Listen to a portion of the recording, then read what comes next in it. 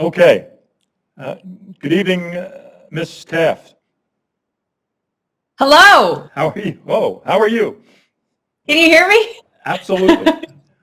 Absolutely. Great. Welcome. How's things in LA? No complaints.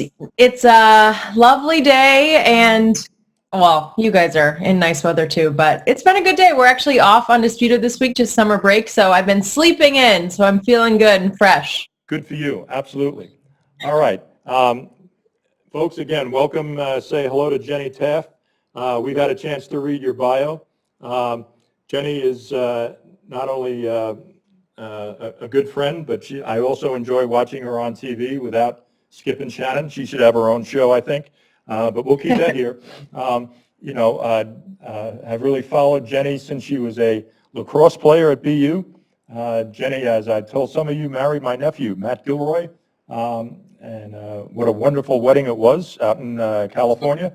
And Matt played in the NHL, Rangers, Ottawa Senators, Florida Panthers even. He was here for a while. All over and then he played in Finland and Russia, right? Yeah, and then he came back, and now he's doing the right thing, and he's around, and really make a great couple. And again, very happy to have you. Thank you. Absolutely. He also won the Hobie Baker Award too, and he was also an Olympian. Okay, so this is the ultimate LA sports couple right here. Trying to catch up. It's tough to do. Do you have your dog with you? Is Otis there? No, Matt actually just took him on a walk. Maybe we'll get a cameo later. He's had a lot of TV time lately, and I feel like he's ready for the spotlight, Otis. It's crazy how being home and having this quarantine time, just having time with my dog and family, it sounds so obvious, but I'm normally traveling on the road and covering so many different events, and obviously everything took a pause. So it's been a nice kind of change up to be home. There you go. Good together time. Yeah. So we're going to start basically handing over the reins to you to start telling us about your career and how all things happened, and going forward, we may have some questions going in, in and out of your career, and talk about the current, landscape of sports, if you will, and what's going on. And I don't know if you sent, we have something, maybe you can talk a little bit later. One of the students was asking about the remote production that Fox does and how they do it so well, and they've done it before. If you want to address that, you can later on. But sure. Yeah, I read the article. Really interesting. Yeah. So I'm going to do something right now that Matt always tells me to do, and I'm going to shut up. And all yours, Jen.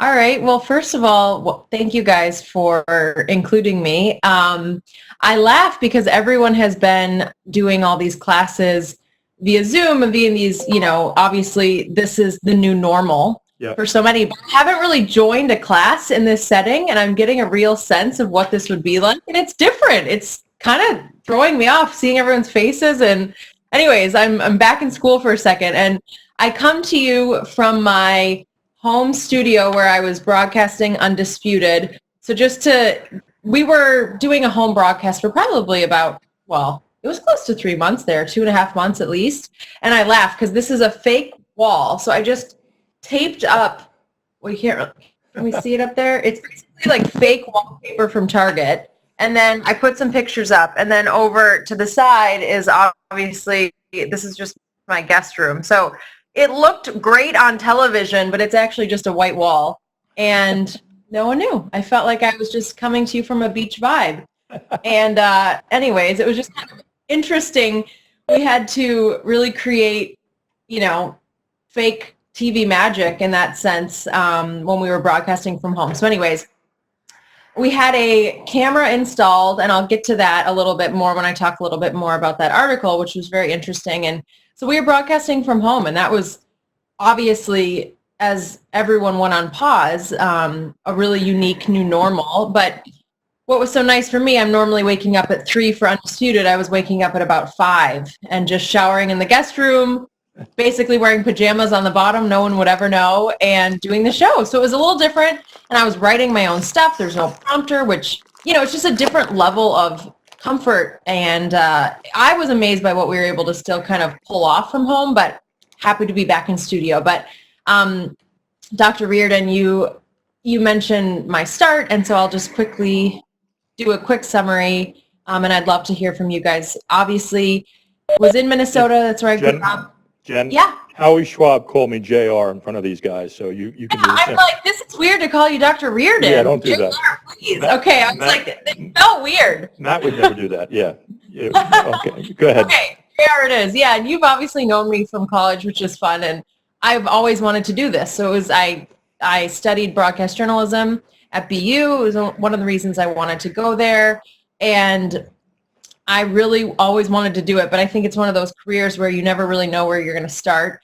I ended up in New York for a year working in PR because I was naive and thought, I'll just figure out a job in TV, but it doesn't work that way. In New York City, that's not an easy gig to get. So moved back to Minnesota, probably 2011, and worked for Fox Sports North, which is the regional Fox in Minnesota, and I covered a lot of hockey and Twins, and I'm dating myself now, but I was the social media reporter, so it was back when Twitter was new, and I would come in with live tweets during the game, and that feels so ancient to think that that was kind of a cool new thing at the time. And fast forward, worked there a bit, had an opportunity to cover the Bruins in Boston, go back to Boston at Nesson, and it didn't feel, for whatever reason, it didn't feel like the right move to go cover hockey. One, as JR mentioned, my husband was playing, and it felt a little bit too close. Well, I guess he would have been my boyfriend at the time, fiance, but I didn't really feel like that was the right space for me. I always was really conscious about keeping our careers separate. And although I love hockey and I grew up playing, it just never felt like the right decision to cover it right then. Maybe now, maybe in the future. And I was honest with Fox about the fact that I had a job offer in Boston. And they said, well, FS1 is launching and they actually need more on-air talent. Why don't you go audition in LA and just see what happens? So I flew to California in 2013 and thought, like, if anything, this is a great trip to LA. And that same day, they offered me a job, which was pretty crazy. But they said, we don't know what you're going to do. Let's just get you here and figure it out. Because it was a new network. And I'm so fortunate that I was kind of in from the beginning. And now looking at it, so many of those on-air talent that they hired have kind of gone different directions. So I'm so glad that I'm still around. And it started as a news desk reporter, and it's evolved into college football and the Westminster Dog Show. And I covered racing, and I've covered World Cups and Undisputed. And I'm so grateful that I ended up in LA and not in Boston. So kind of from that, I think the advice is it might not be the perfect job at the time, but sometimes just getting in and then proving yourself along the way can be really, I think, the right decision. And it has worked out so far. That was kind of long. Sorry. That's all right. No, so you've been with Fox how long now? Yeah, 2013 is when I was started at FS1, and then I was at Fox Sports North for pretty much 2 years, but I interned with them in college. So it's weird. I've really only been at Fox Sports. I've never worked for ESPN. I've never worked for NBC Sports, and that's unique. I've done a few odd kind of on-air gigs. Like I covered BattleBots last year, which is a robot competition, which let me tell you, it was amazing, kind of crazy. And that was really fun. That was on Discovery. But in sports, I've only been at Fox Sports. Yeah, because usually there's, I don't know, I've seen it in some male sportscasters and some female switching back and forth between ESPN and Fox and who has the better deal. And nowadays, it's almost like a big thing. It's almost like LeBron going from the Cavaliers to the Lakers. It's like, who's leaving ESPN to come to Fox and vice versa. Yeah, and I wouldn't be opposed to that one day. You never know what opportunities come your way. But for me, Fox Sports has just been, I think, because the size, comparing ESPN and Fox Sports, the size of Fox Sports and FS1 is so much smaller. I think some of those opportunities were given to me because of that. Maybe I wouldn't, I think often at ESPN, there's so many reporters and there's so much they're covering that you kind of get put in a little bit of a corner, which can be great for your career. Maybe you're just doing, football, or you're just doing motorsports, where at Fox Sports, I've kind of been able to dabble in so many different areas, and that I think was a big advantage for me. But you never know. I've got a year left on my contract, and I'm really happy. I love the idea of doing the sideline reporting and then Undisputed during the week, and it's been great. So, I hope they feel the same way, I guess. We'll see. I'm sure they do. You started out at BU, you were a sports fan, and now to look at you on the air and on the sidelines, during football games, talking about nickelbacks and middle linebackers and everything else, and talking better than some of the male analysts. How hard was it for you to increase your knowledge? And you've done other sports. You've done Women's World Cup. You've been all over the world. But you were, and obviously being an athlete helps. But just maybe take the path of how you went about increasing your knowledge of sports, because I'm sure that had to happen.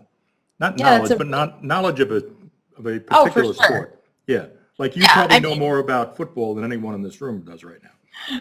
I mean, I don't know. I'm sure there's a few football fans in the room, right? I think well, that's a great question, and I do get asked that a lot. But, in sports, you're always learning, right? And I think when I say learning, it's fun to be watching games and following coaches and following players. I mean, I like that in general. So learning along the way is part of it. And, I really watched a lot of broadcasters, and I looked at different people that I watched, and I thought they had, just the skills and tools that I wanted. And that started back when I was interning. I used to shadow a woman who covered the Twins, and she was just so good at questions and on the spot. She was never rehearsed. And I think you really have to study people along the way. But what I think was most telling was, like I mentioned, not going to cover hockey, because I was very comfortable with hockey and knowing that if I went to FS1, I'd probably have to do some new things. And the first big job that they gave me that gave me experience was Supercross, which is moto racing. And I literally answered one question. My boss, Jacob Ullman, and he's a close friend, he's still at Fox, he does all the talent hiring, and he was walking by me in the hallway and he said, "What do you know about motorcycles?" And I said, "Ricky Carmichael, he's the GOAT." Like, it was literally the only thing I knew, because my brother enjoyed racing in like such a small way. So I kind of knew of it, but like now I joke with Ricky, because we've stayed friends after covering it. I'm like, you literally helped me get started at FS1. So covering a sport that was so foreign to me, I really committed to learning it, and I studied it, and I watched it, and I took motorcycle lessons. And what was so unique about that is the bosses at Fox saw that I could do motocross. So they, in a lot of ways, were like, well, if she can do that, she can cover the Women's World Cup. She's an athlete. She'll enjoy being around the women, the U.S. women. And that was in 2015. So it was the soccer crew that saw my work at motocross and figured, all right, she can do this. If she can tell stories about moto guys, then how about a sport that she actually knows, soccer? So it's crazy that just taking that job, and I was so nervous, and I'm still close with all of that crew. Supercross is now in NBC Sports, but they laugh at how nervous I was before some of those first races, and just even the fan base wasn't immediately impressed, but they saw that I was working, and they saw that I was asking the right questions and really putting the work in to get to know the riders. And so I would say through that, taking a job in sports, and I assume all of you guys want to be in sports, if it's not the perfect gig necessarily, proving yourself along the way is going to pay off. And then you can kind of use that to pivot into what you want to do. So people always say, well, you didn't go to a small town. You just started in a bigger market, which I was lucky about. But hey, I kind of got into Fox not doing what I wanted, but proved myself along the way. And that's really paid off for me. So, I mean, motocross, like, who knew? But it really helped me along the way. And I don't know if there's any moto fans in the room, but it was such a cool experience. Yeah, that was the we talk about the term in class a lot, sportainment. I wrote a textbook chapter about it. Really, there's no, and we talk about this other thing too, marketing myopia. You have to know what industry you're in. You're not in the baseball industry. You're in the leisure industry. You're not in the soccer. So you don't want to really condense what you're doing.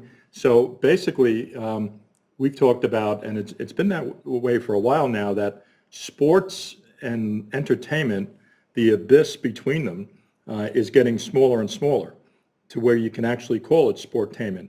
And I didn't get a chance to mention it yet, but to the class, the motocross organization and the races is presented and owned by the same people that own Disney on Ice.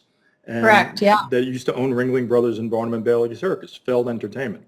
So they have some other things. I don't know, Power Rangers and Ninja, all different sorts of things. They still have some small circuses.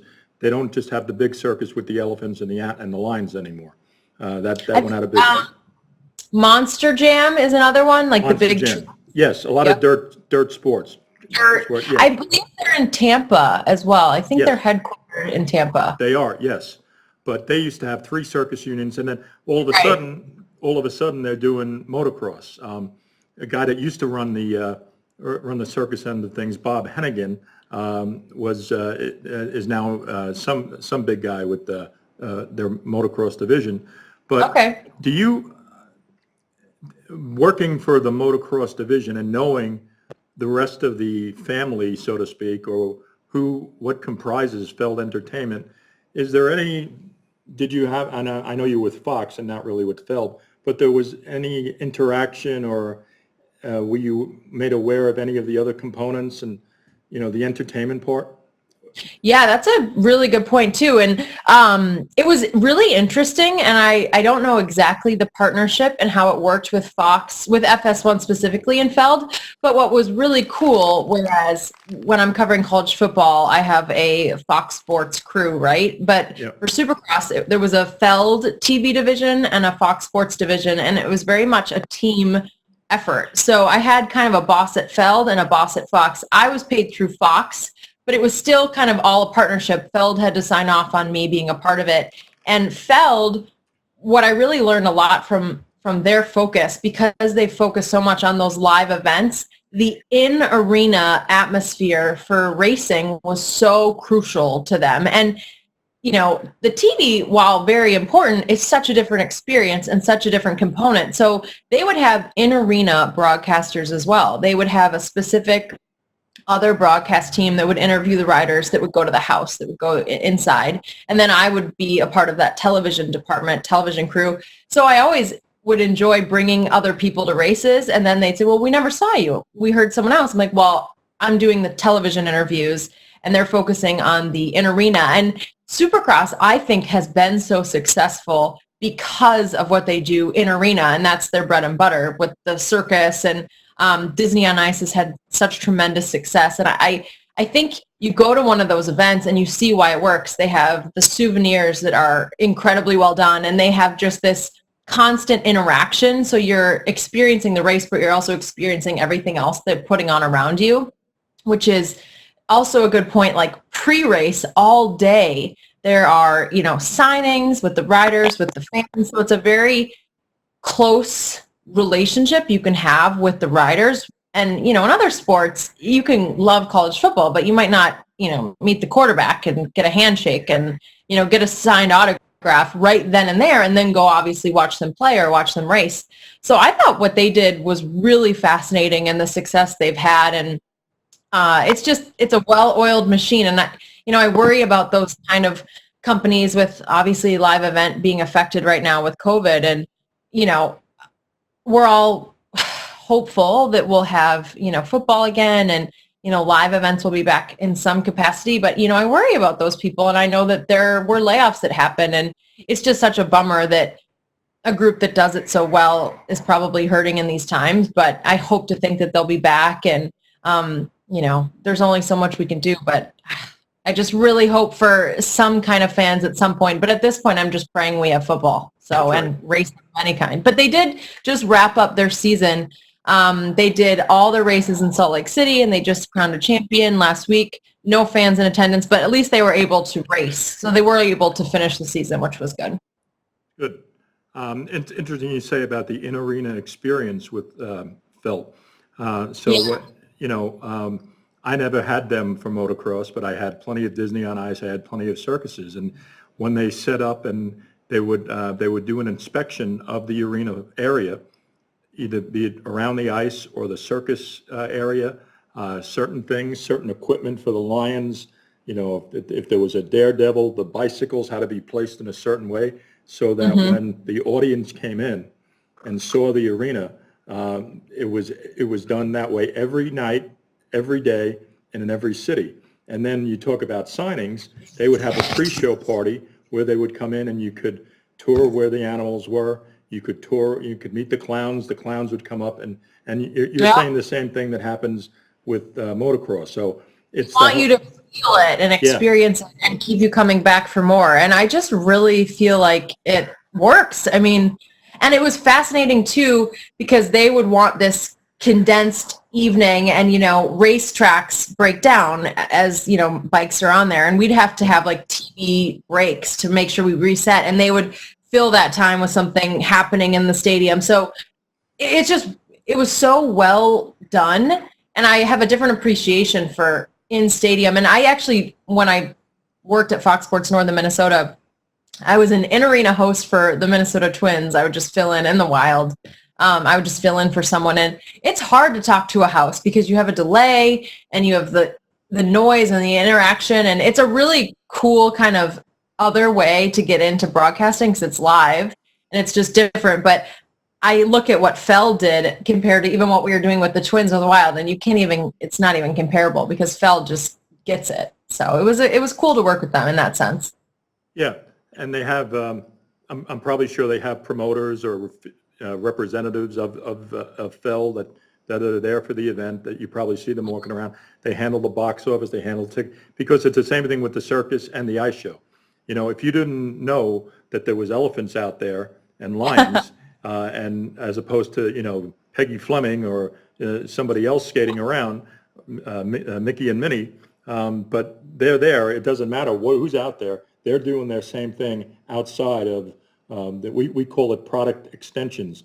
It's away from the actual product and what they do to make things happen and make it work and make everything organized so people will want to come back and do that, and that they had a great time. Awesome. So what about the Skip and Shannon show? Want to say anything about that, or how you go about that? Sure. How does that get produced, or tell me about that? Well, I would say before our quarantine lives, the normal schedule, and I'm sure we'll go back to that at some point, but every evening we get a rundown of topics. So at least I have a good sense of, 10 different discussions we're about to have. And I get that from my producer. So the night before I'm able to watch, but when we're in, normal sport mode, right? So many of those talking points are live games. So really the night before I'm watching games and I'm preparing in that sense. And, we talk a lot of LeBron, we talk a lot of MJ, and, we have our repeat offender. So in terms of preparation, I have almost like a Tom Brady document that I just always have if I need it. Like his birthday is August 3rd, and we know it, and we talk about his age all the time, and like just little facts that I might need throughout the show that I've put together. But preparation is often just watching games. So normally we get that the night before. My alarm clock goes off at 3, and I'm at the studio, and I guess I'd be waking up at like 3:15. I was pushing it because it's not easy to wake up that early. Quickly shower, I go to work in, work out, casual gear, and sit in the meeting from 4 to 5, where we then go through the different topics, make sure we have a plan of how we're going to at least start the conversation. But Skip and Shannon, what I think is really interesting, they don't discuss what they're going to say, their take. Granted, you can always kind of, if you've ever watched the show and it's a LeBron versus MJ, Shannon's going to defend LeBron. Skip's going to defend MJ. So some of it, where they're going to go, but we don't actually sit in the meeting and talk about specific points. They both have researchers that are very close with them, that work with them. And it's cool because while they have, notes that they've prepared, the preparation that they do for a 3-hour show, it blows me away that they're just going. I mean, there's no script. There's a script with what I'm saying and the questions I'm asking, and they just go. And I think that is so impressive, and it never is lost on me, just kind of what goes into a 3-hour show. Because a lot of shows on TV are like 1 hour, and we're 2.5 hours, 2:45 sometimes based on the start, and it blows me away just how impressive they can be on the daily.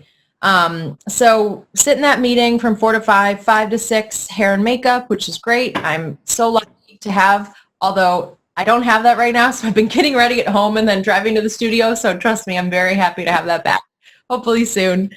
And then 6:15, I sit down, and we're on at 6:30 to 9. So it's a quick morning, and the fact that I'm done at 9 is awesome because during football season, I'm able to then prepare for the weekend, talk to players, talk to coaches, which is kind of what goes into preparing for road events. You do a lot of the prep in the week, and really when the game happens, you have all your stories, you have everything, you let the game play out, and you follow the game in that sense. But Undisputed has a little bit more of that structure, and it has been different. Obviously, we did it from home. The hardest thing was probably the delay. Just Skip and Shannon, I mean, it's an argument show, right? Like you want to feed off of that emotion, and sometimes the delay, I would catch it and I thought Shannon was done, but actually Skip had something to say, and that was the worst part of it. I think we got in a really good rhythm towards the end, but now we're back in studio, and I'm socially distanced, standing kind of to the side of them, and that's been a little bit unique, and we're adjusting, but right now I'm really just getting ready to get home, driving in, and the show format, we don't meet, we just we just basically go in, change, and do the show. So there's no production meetings anymore? Yeah, not right now, which I'm really hoping that we never go back to it, because clearly we don't really need it, because it would save an hour of sleep. Yeah. Skip and Shannon both do chat with our producer the night before, but it's like a 5 to 10 minute chat, and then he'll call me if needed. But once I have the rundown of where we're going, I don't really need to be on that call. And the obviously, like the last couple weeks have been a little different in tone with what's been happening all across the country, and it's been really, I think, really powerful, some of the shows we've had and the conversations we've had. And without sports, it's kind of given everyone, or made everyone probably rightfully, just take a look at some of the issues all around our country. And I respect Shannon and Skip so much, and our bosses were saying, hey, we want you to have these conversations, and we want you to be open about it and really be honest. And it's been really powerful to be a part of, and just I'm happy to see the reaction we've gotten from the viewers in terms of what they've liked from it. So this last week we've been off, which is just our normal summer break. It would have been after the NBA finals, and then we'll gear up and get ready for, it's going to be a crazy couple months when everything's starting back up all at kind of the same time. Yeah, given what's going on with COVID and the social unrest, or social injustice right now, has Fox come to you, and obviously they're not going to interfere with what you have to say or what you should say. Is there a format or a company stand, not line that they want you to stay in or keep in? Honestly, there is not at all. And I get this question a lot because I work for Fox, right? And we all know Fox News, but Fox Sports has always been, in my opinion, really proud of having individual voices and having personalities that are not afraid to voice that opinion, where I've never been told to hold back. If anything, I've been told to have more of opinion, to have more of a voice. And we got a note from the president of Fox Sports probably the first week after George Floyd's murder, and he just said, I'm happy and proud of your voices, and I'm happy that this is the direction your show is going, and please keep it going. And that just went into more conversations that I had with Skip and Shannon off air about the importance of doing this the right way. And, I've become really close with Shannon, and like we've had some of the most important conversations we've ever had in the last month, and emotional in the fact that why was I not aware of what was happening in the same way that I should have been? And it's a really interesting dynamic because Skip and Shannon, like I said, we don't really talk about where we're going. So we know the conversations, we know the debate topics, but then we can go in a totally different direction that has caught me off guard and emotional. Hearing Skip's, the way he grew up in Oklahoma, hearing Shannon talk about how hard it was growing up in rural South Georgia and just the struggles they've both had and experienced.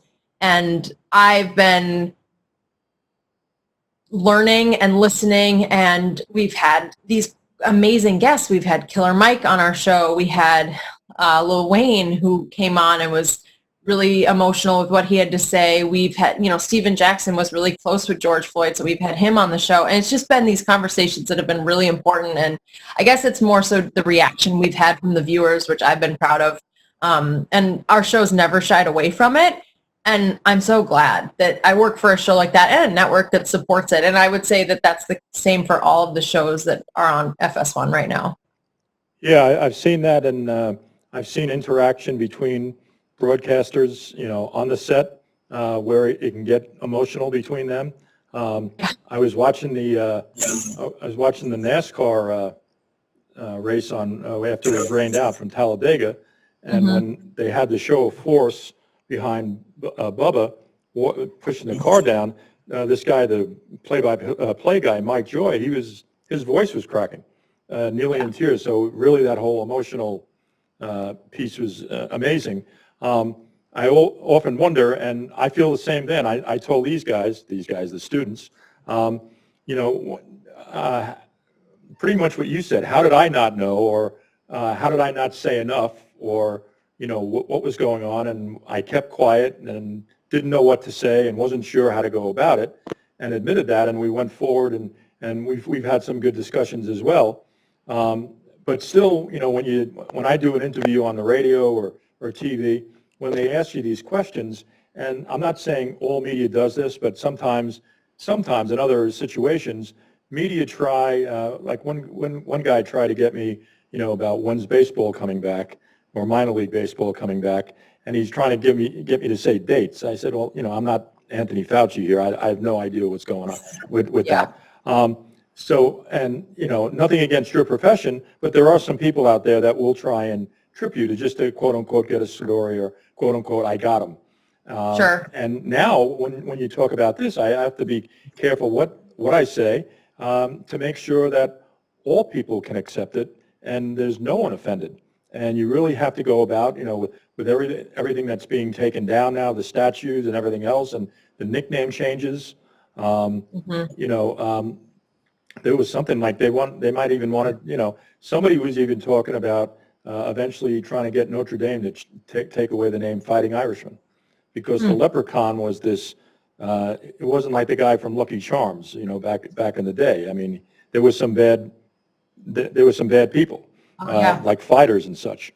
So, I can respect that, and I do it in front of one microphone. You're in front of like millions of people, and to be able to get that out in the right manner, it's pretty amazing. I think it's like, I keep thinking back to, kind of a conversation I had with Shannon probably right after, we started talking about this, and he was like, I'm going to follow up with you in 6 months, and I'm going to ask you what you've read and what you've listened to and who you've talked to. And, it was serious. He was like, I'm going to check in. And he's like, I know you have a good heart in how you feel, but I want you to learn and open your eyes in a way that you haven't before. Like, I don't know who said this quote, but if it's the uncomfortable conversation, it's probably the right one to have. So we're having these conversations, and yeah, they're uncomfortable because it should be, right? Like, I think that's the point. And if a viewer is watching and they're uncomfortable, well, then they need to take a look at themselves and figure out why. And just, like I've had conversations with neighbors who've watched the show, and I'm chatting with people about this and talking to all the security guards at Fox, and we're just all talking about it. And I hope that that's the smallest part of change happening. And there's so much more, but it's been, I think it's also just Shannon, Skip, and I have grown closer in this, and I just have such respect for them and their ability to be vulnerable in that sense as well. That's awesome. I want to take a short break from me talking again and open it up to the students for a little bit, and we can get back and talk about some more stuff. But any questions so far for Jenny from the class of 17? Hey, Jenny, thank you so much for joining us. I really appreciate it. I know I speak for the class. I'm interested with your positions specifically as a sideline reporter and kind of a moderator, and using these short spurts to speak and then, passing it off for a few minutes and then coming back. In those short spurts, how do you kind of get your voice to really resonate and kind of account for more than the time that it is? Great question. And I first of all, love your backdrop. I'm really into this, what's on the wall right now. So this is good. It's a really good point. And I think working as a sideline reporter, I get that question all the time. Like you're on air for how long? And you get basically 30 seconds to get in and out and get an injury report or get a story in. And I'm really conscious of not talking over the snap. I think some sideline reporters do that, and I find it distracting. And college football is also different. It's faster just than the NFL. Like the NFL has longer breaks, and it's just weird to think that there's a difference in time. But I'm aware of my job in the fact that, yes, I'm there for stories, and yes, I'm there, to tell these stories. But the best stories are what's happening live in the moment, right? I might have a great story about the quarterback and his injuries and what he's overcome, which is great. And that's good to have as a backup. But if there's an injury that's happening on the field, or I'm there, I'm the one who has the eyes and ears to experience it. And so I think a lot of times those reports are best when they're short and concise and not rehearsed. And those are just in the moment. You are the eyes of the fans, hopefully. And what you're not hearing me say during the broadcast, I'm constantly saying to my producer. So I have the TV producer in my ear, and then I have the game in the other ear. So I can always talk to Chuck McDonald, who's been the lead college producer for years, and he's so good. And I'm constantly saying, like, hey, FYI, so-and-so's limping. Get a camera there if you want it. Hey, the backup's warming up. Like, I don't know what's going on here, but you guys should have a camera. So he uses so much of what I'm telling him that you'll never know. And so people say, well, you're in a game 5 times, right? Pre-game, give or take once a quarter, halftime, post-game. It is short, but I'm doing a lot more that you're not seeing and experiencing. And I work with Gus Johnson and Joel Klatt, and they're just two of the best. And they always give me the credit. They'll be like, hey, Jenny's keeping us up to date. This is what's happening on the field. And it's a team. Like it's the camera, it's the director, it's the producer, it's me, it's Joel, it's Gus. And I'm just like such a small part of that puzzle. And the same kind of goes for Undisputed, where like I want to be a host. I want to be a moderator. I love kind of that quarterbacking of I'm in charge, it's your turn. And Skip and Shannon, it's a little bit easier with just the two. And granted, it's a debate show, so there's going to be less me, but if I ever feel like I need to really take my time in something, they both respect that.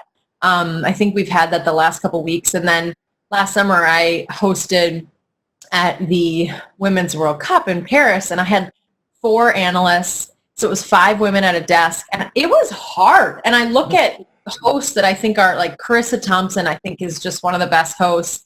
Rob Stone is a host at FS1, so good. Like they are just coordinating, and they're the quarterback, and they're leading the conversation. And you prepare a bit differently. Like you'll have stats that you might need to wrap up a conversation, but it's a different skill. But that's what I want to do. I don't want to be an analyst.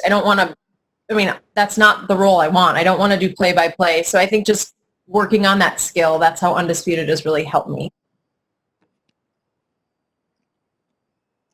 Thank you. Some other questions, please. Hi, Jenny. My name's Alex. Sorry I don't have a cool background for you to look at. It's just my room. I'm trying to find Alex now. Oh, cool. It pops up. Okay. Hey, Alex. Yep. Thanks for being with us tonight. I just have a question. Is there ever a day on Undisputed where you're like, wow, I really just don't have the energy today, or one of the guys just doesn't have it? You know, what do you do? Does that ever happen? Or? That's a really good point, too. And, okay, I have those days. I would be lying if I said I didn't. Skip and Shannon don't have those days. Like, I don't know. I mean, Skip is serious when he says he drinks Mountain Dew. Like, he's on another level. And Shannon just has channeled all of his playing energy and commitment to Undisputed. So I think that they get hyped up kind of the same way they both would for a game, and I feed off that energy. So there's definitely days where I'm a little bit tired or off. Like, I'm more human maybe than they are, but like Skip's done this for so long. Like, he wakes up at 2 and works out before the show. Like, I will never do that. Like, that's never going to happen. I have no desire to ever work out before the sun, well, by a million hours, but they prepare and they care so much. Like, Skip looks at the ratings every day. He knows a segment that he didn't like. I mean, he's probably, and he would admit to a fault, such a perfectionist about it because he really puts everything into this, and it's his life. I mean, it's his thing to have the show and have it be successful. So, I mean, I hide it if I'm tired, but they don't really have the ability to. Yeah, I can't see those two guys ever having a really down moment and such. And, you know, I'm sure they're great guys. I can take about 10 minutes and I go to ESPN and I take 10 minutes of Kellerman and Stephen A. Smith and, you know, then I just go watch the Weather Channel or something like that. I'll take 10 minutes. As long as you can give me 10, JR. I'll make it a good one. Good 10. Someone else? Any of the ladies in the audience? I have a quick question. Hi, Jenny. My name is Lyric. I wake up all the time to work out before the sun is up. Not a morning person, but when you're around a lot of great energy, it helps. But I do get a nap after practice sometimes if I'm lucky. But as a woman in this industry, do you feel like you ever face disadvantages or like you already had the underhand being a woman? I feel like it's still new for women to become respected and appreciated, you know? So I feel like we're almost a statistic to be like, I made it, I did it, I'm good at what I do. Did you ever face any of those difficulties? I would say in a lot of ways, I didn't experience it that I noticed in it too often, but I think it's because I grew up playing sports with guys and I just never really I didn't put myself in a different position because I was an athlete and I was proud of that and I never was intimidated by the guys. And there was a little bit of that confidence I think I had from sports that, you know, it's like, I love when people are like, you know, you're a girl, you don't know sports. Like, I mean, that is the most old saying I've ever heard. And I'm always like, well, would you like to go race or would you like to go compete against me in something? And I did rely on, though, very early in my career, always saying, I played a sport in college, I get it. And there was a level of at least being an athlete and being around it did kind of help me feel more respected. And granted, you don't have to, but when I covered the U.S. women, the soccer in 2015, like I'll never forget when they introduced me to the team. One of my bosses was like, look, she played lacrosse at BU. She gets it. Like she's been around it. And honestly, Abby Wambach raised her hand and she was like, all right, she's good. She can be around us. Like it was like they knew that if I'd experienced it in some way, then I would be respected and I would get what they kind of were doing. So it has helped me and I've never felt like I don't belong in sports. But what I love are there's so many women right now, right? And I'm proud to think that maybe 10 years ago when I started, it wasn't the case, but now we have women analysts, we have women play-by-play, we have, you know, women coaching in leagues, and we're not there yet, but it's so much more common, and it's not a talking point as much as it used to be, and I feel like that's just such a sign that we're moving in the right direction. Thank you. And what sport do you play? I run track at FAU. Oh, nice. That's so cool. Well, good luck with your season, I guess, next year. Yeah, hopefully. I'm Oh, hoping. I hope so. Thank you. Yeah. Hi, Jenny. Can you hear me? Yes. Hello. Hi, my name's Phil. Thank you for speaking with us today. Question I have is, so you talked about ESPN a little bit with like how the size of ESPN just comparatively to Fox Sports. Fox Sports is smaller and it makes kind of a difference there. But what is something else that Fox Sports kind of has that ESPN doesn't, or something that they do differently that ESPN doesn't, or any other sports network that kind of gives them an advantage, or like just something different, something that can hang their hat on? Really interesting to think about. And I wish I could say, like, I almost wish I had the experience of being at ESPN just so I could compare the two in a better light. But like I mentioned, I think because there's so many people, you can get stuck in a certain corner and stay on that path. And the other thing that I always like to go back to with Fox Sports that kind of goes back to the way it all started with, covering the NFL on Fox and just the outspoken personalities from Madden to a Terry Bradshaw to Michael Strahan. And these are guys that have these incredible personalities. And the reason that show has been so successful is because they've just kind of embraced their character and their voice. And they've literally said, you guys can do what you want to do on television. I mean, producing that show would be so fun to me. And the reason it works is because the guys genuinely like each other and they're passionate about the game, but they have fun. And Fox Sports has always been about having fun and not being afraid of pushing the boundaries. And I think ESPN is actually doing that more now. I think that you're seeing it more, especially in the last couple of years. But to think that,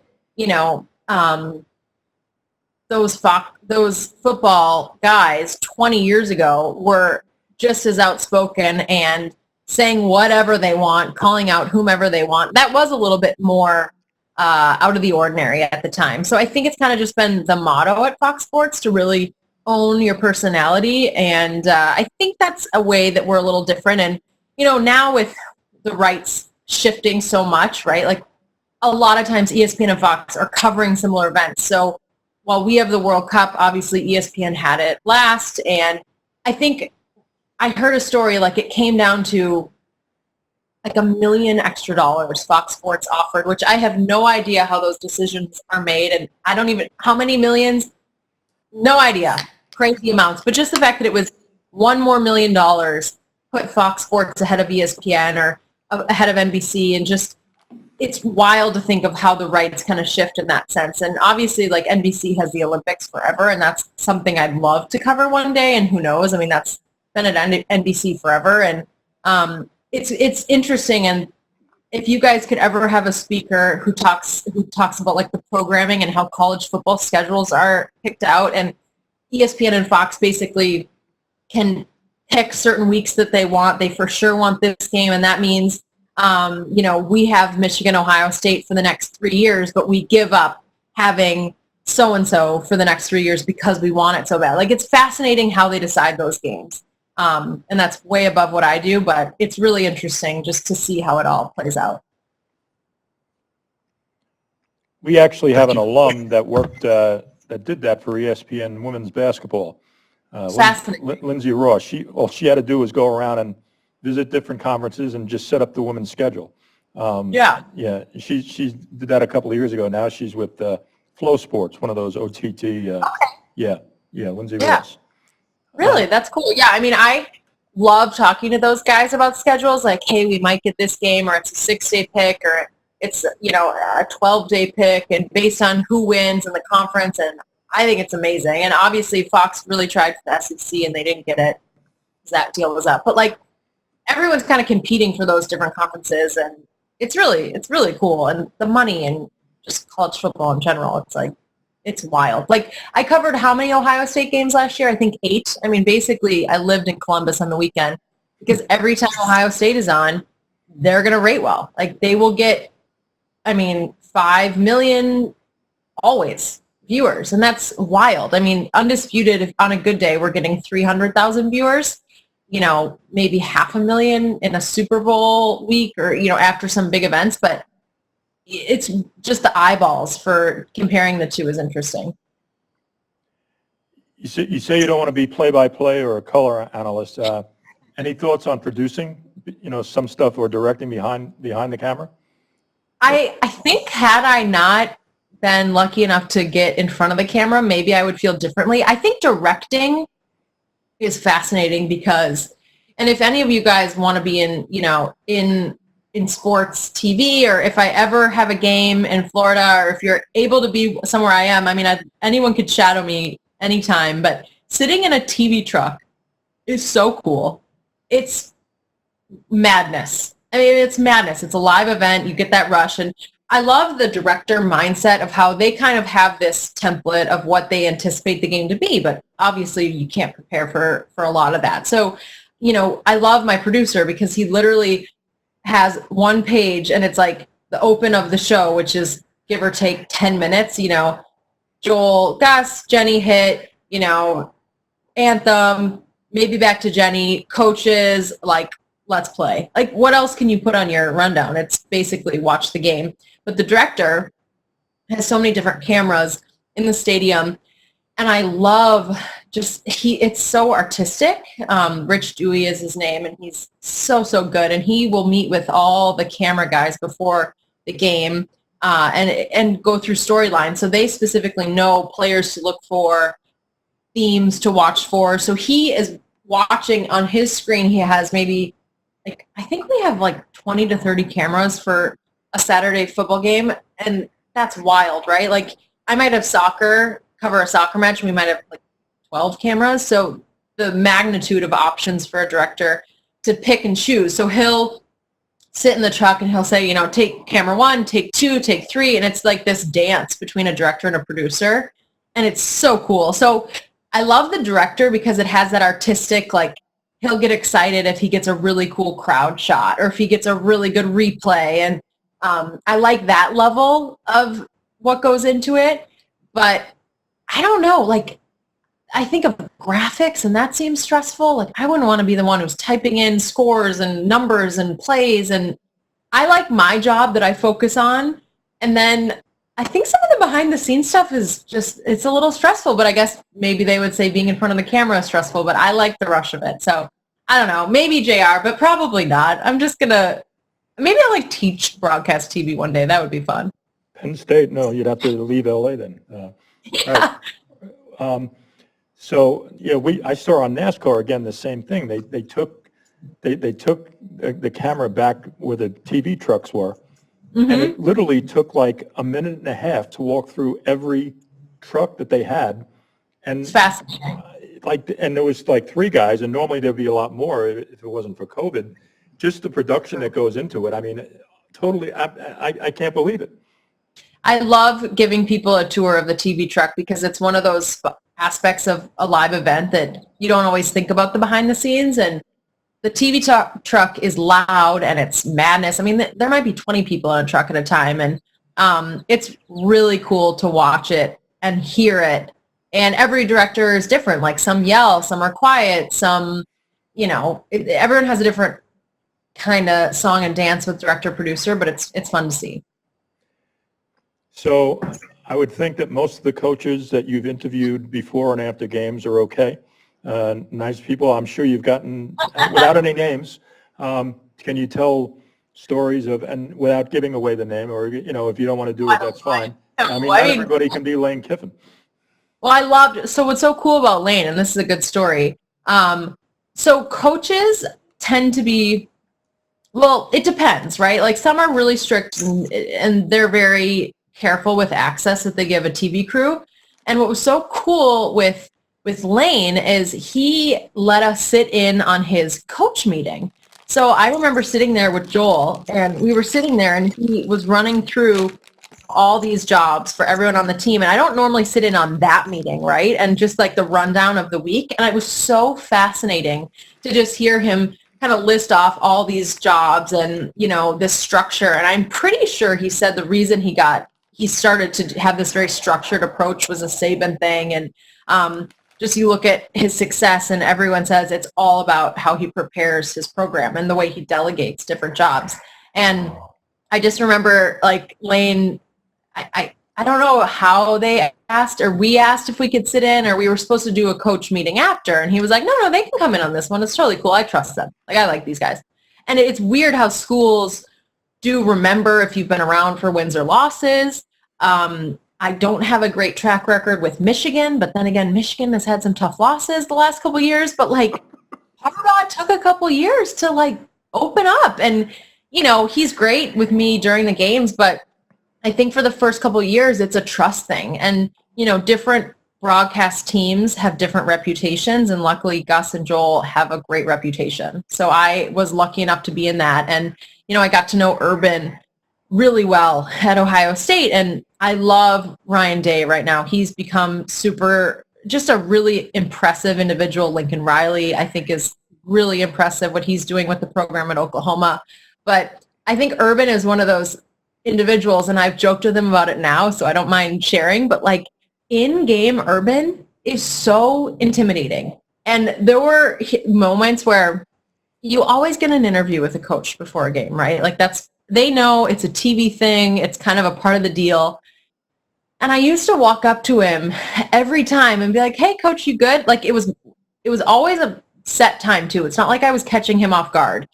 And he would always be like, you have 30 seconds. Or you have 20 seconds. And I'm not kidding, before Michigan, Ohio State, he said, you have 10 seconds. And I was like, okay, let's do that. Like, clearly, I'm not going to talk to him for 10 seconds. It's going to be longer than that.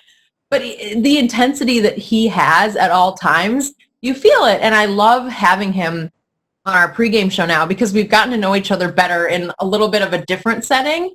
And he's so good. And he's just, his intensity for this pregame show, like now he'll joke and be like, all right, I want to beat ESPN. Like now he's channeling this pregame energy that he had while he was coaching at Ohio State to now he wants to beat ESPN's pregame show. And we're like, Game Day's been around for a while. Like, let's baby steps.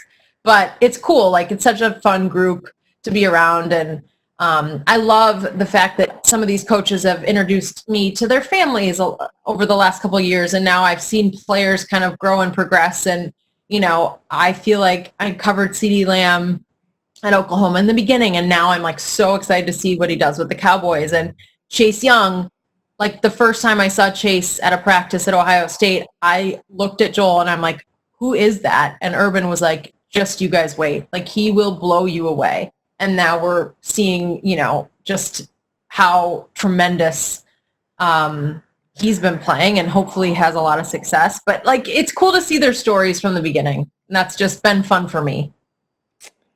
Absolutely. I will let you have your opinion on Urban there.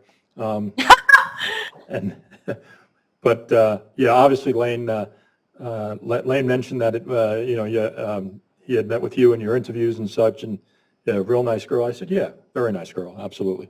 And he certainly enjoyed that. I think it's the way that the announcer approaches, or the interview approaches. And I guess you probably have, people probably know about you, about the way you, because I can see other analysts or other interviews that, you know what, I'm looking at them. I said, gee, he or she they look like they can be a real pain in the ass. You know, I always feel like I try to be very prepared with interviews. I know the direction I want to go. I don't take too much of their time. I'm well aware that I'm the last thing that most of them want to be doing at that time is chatting. But I also, some coaches I know would want to know the questions ahead of time.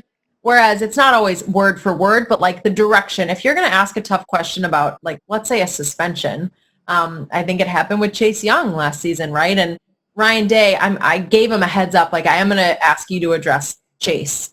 And it was probably the first week that he was suspended. And, you know, that's just courtesy, right? Like, he knows I'm probably going to ask him, but I'm very aware that those relationships matter. And how I talk to coaches 5 years ago, this is a small world, right? College football. I mean, we're all going to kind of hit and hopefully come across each other again. And I do try to have good energy, and it's just kind of about building the trust that I'm not going to throw them under the bus and they're really not going to do the same for me. Right. Absolutely. Yeah. Trust is a key thing. Yeah. At St. John's one time, I was a student, an undergraduate student, and the dean of my athletic administration program was also the moderator of the official school newspaper, and he had worked with the Long Island Press, which is a major newspaper back in Long Island at that time, before Newsday and everything. And, something happened on the basketball team. A player, like, spit at my coach or something like that.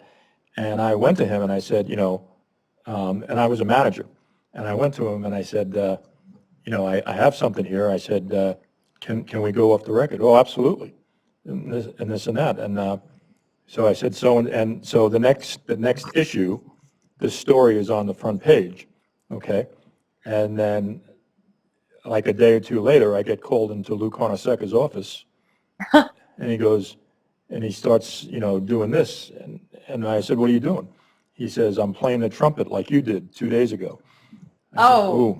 So this guy, veteran press person, said, didn't even bother honoring the off the record. So now Which when I is speak so to people, bad. That's like the number one rule. I mean, that's just like, yeah. sorry for you. Yeah, well, he's gone now, and we actually met, and Coach Carnesecca and I became very good friends, and after that. So, but that's one thing.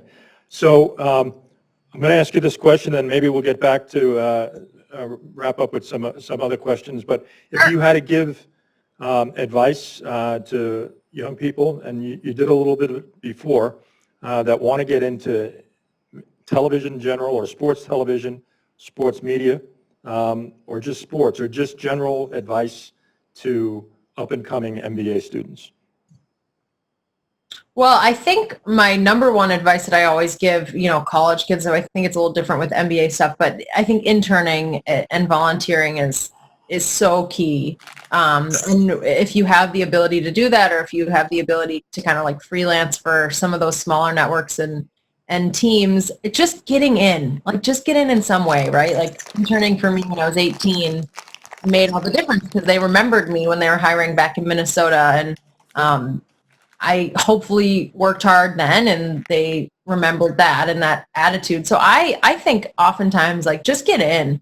But also, people always think big sports, right? Like all the major sports in Florida. But if you think of, and I don't know, anywhere, if you guys are comfortable moving anywhere, but think of like all the minor league teams, and think of, the smaller scale sports, and, think of the in-arena host for minor league baseball in a random, I think a kid that I've been helping mentor, I think he is going to do in-arena hosting somewhere in like California in the Redwoods, just to get his foot in the door. And he loves baseball, and he was working for the Dodgers, but he was like, I want to be on air, and I'm not going to probably get started with the Dodgers, but if I go do this here and kind of come back, like I've made the connections with the Dodgers, and that's always going to be there. So I think sometimes going small, just getting in sports and getting that experience is huge. If you can get an internship, I mean, I think Fox has a really good internship program. All their stuff is foxcareers.com. And I hope that they go back to the traditional internship programs, like once we're back going after all this, but just like making those right connections. And like, I know an entry level job at Fox Sports is in the highlight room. So you think of like who cuts tape and film. So if you're watching Undisputed and you see all these Tom Brady plays, like someone sits in the highlight room, cuts the tape, files it under Tom Brady, and then, someone from our show goes in and takes whatever footage they want. It's actually a job my brother had, has, I guess, but he hasn't been working right now because of COVID. All the freelancers, they've just really, gone down in numbers without sports. But the point being, Charlie, my brother, wants to work in sports, and he's like, just getting in the highlight room and meeting people in the building, that's how you make connections. And, you have to just kind of like find your way in. And I also think don't be afraid to reach out to, if there's someone you admire in the industry, or now it's so much easier to message someone on social media or send an email and like put yourself out there, because I get notes like that a lot. And I'm flattered, one, when people know what I'm doing or the journey I've had, or, where I've worked, and I respect that a lot. And I try to get back to people. I don't hit everyone, and I wish I could. And I hate when I've missed that, or if someone comes up to me at a game and they want to talk about what I'm doing and has kind of the confidence to come up to me, I always feel like that's a hard thing to do, is just to go up to a stranger and introduce yourself. So I would just kind of put yourself out there in that sense, and don't be afraid that it might not be the perfect gig right away. Once you get in and make those connections, that's really, I think, can go a long way. Okay. Let's get back to our students.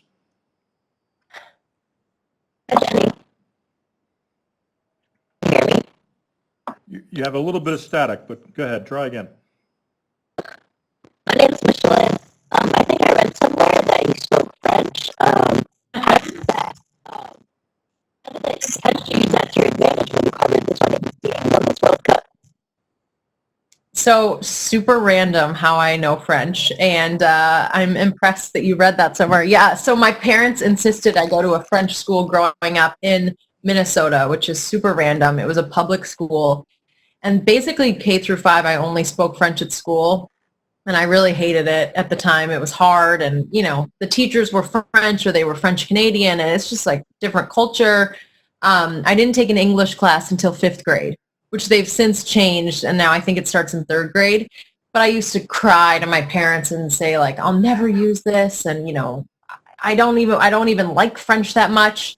And it's wild how things happen, because 2 summers ago, when the U.S. men didn't qualify for the World Cup, Fox was like, that was supposed to be my job, to travel around with the U.S. men. I had done it with the women and, file stories daily. And they're like, we don't know what you're going to do, but we're just going to send you to Russia, and we're going to send you to the best match and see what happens. And I'm covering these teams and these players that they've never seen me. Like, I'm this, U.S. reporter who has no space in soccer and international soccer, because it is a different scope. But it just was wild how France was going on this run, and I would persistently email the press officer in French that I would then have my aunt, who she is actually Swiss, and so she would kind of proofread it to make sure I was on the right page. And I hadn't used it in years, but I'd taken it in college, like I'd taken AP, and it was still fresh, but not nearly, I was fluent as a kid, and you got to practice. So I was so nervous. I'd email him, I'd talk to him in French when I'd see him at games. And I'll never forget, after one of the matches, Antoine Griezmann, who's obviously one of the top French players, so when you go to a World Cup, they give you like 5 players after a match that you can talk to, and it'll say like French or English in terms of the language that they're comfortable with. And Antoine had French and English listed. So I said, would you like to do this in French or English? And he looked at me like, as if, like, really? Like, you're going to do French right now? So he was like, yeah, let's do it in French. And I felt like it was a test. And then after that, the press officer let me talk to anyone I wanted in French. And I think I interviewed Kylian Mbappe in French after a match, but it was like the first time he'd done an interview with a U.S. sports network. And it was in French, and I was not comfortable enough translating it back. I would ask the question in French, then in English. He would answer in French, and I could kind of translate. It was just like, translators blow me away by how they do it. So they would just do the subtitles underneath his answer, and it was so hard, but it was so satisfying to use it. And my parents were like, see, we need to pay off. So I don't know. Who knows if I'll use it again, but I'm glad that it paid off. Well, in a sense, it got you an extra gig, right? I mean, yeah. That's what I say to all of our people over 20 years. Do something that'll separate you maybe from someone else, and it might be the defining factor of you getting something. Yeah. So, okay, a few more. Good question, Michelle. Hey, Jenny, this is Brian. Can you hear me? Hey, Brian. Hey, thank you very much for being with us tonight. So just reading your bio from FS1, you certainly have a lot of accomplishments, whether it be the leading reporter for college football, working both men's and women's World Cup, and now being the moderator and host of Undisputed, amongst other ones that I haven't mentioned. So I was just curious to know what has been the most rewarding part of your job at FS1 since you joined in 2013. Ooh, rewarding. They've all been really they've all been really special in different ways, and I've done a lot of things. I'm trying to think rewarding wise. I mean, I briefly mentioned the U.S. women winning in 2015 the World Cup, and I think that was the coolest thing because I looked up to those athletes in a way that, I like when Abby Wambach was chatting with me, I was so starstruck. And I've interviewed like plenty of cool male athletes, and it shouldn't necessarily be different, but it was that I had like a Mia Hamm poster on my wall growing up, and I felt really lucky to have that gig and get to know them. And now like seeing Megan Rapinoe and the way she was so successful in 2015, and she has just kind of blossomed into this incredible athlete and human and advocate. And feeling like I've known her and I've seen that growth was really, really special. And just how much that team has kind of done for the U.S. and they've done for young girls and they've done for young boys. Like they just have this scope, and they're just so badass. Like they're just so good. And I think being on that journey with them in 2015, and then I was in France as well last summer, but I wasn't traveling with them exclusively. I was hosting a little bit, and I was doing some interviews in French and like using my French a little bit more. So I was there for the final, and I just remember like hugging some of them again, and they were like, you've seen this, for the last 4 years again. And it's just like those two teams have had such success, and they've just pushed soccer and just female athletics in such a way that I'd say that was probably the most rewarding. But I love the dog show too. That's rewarding. Oh, we forgot about the dog show. Yes. It's like, you guys, if you do the dog show, I will get you guys tickets. It's, at the Garden. It's world famous, as we all know, the Garden, of course.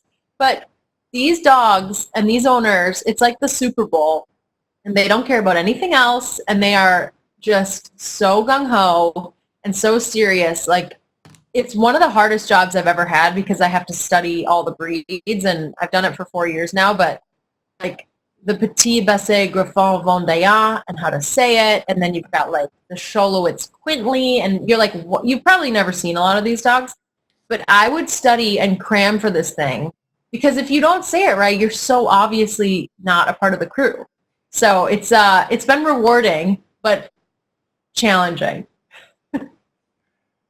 That's the longest running event ever at Madison Square Garden. More continuous than the Knicks, the Rangers, anything else. I think I said that in one of my opens. Welcome. I think we were at 144th annual was this last year. So yeah, it's crazy, the history. You did. That's where I got it from. Okay, one more. Who's going to wrap us up?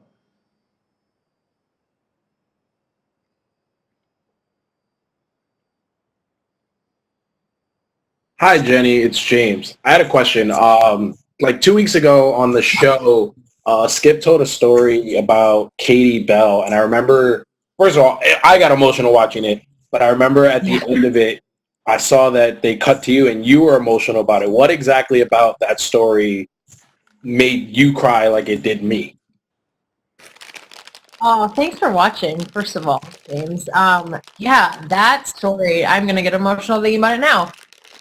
Skip is so, like, he's just, he doesn't open up that much in that sense.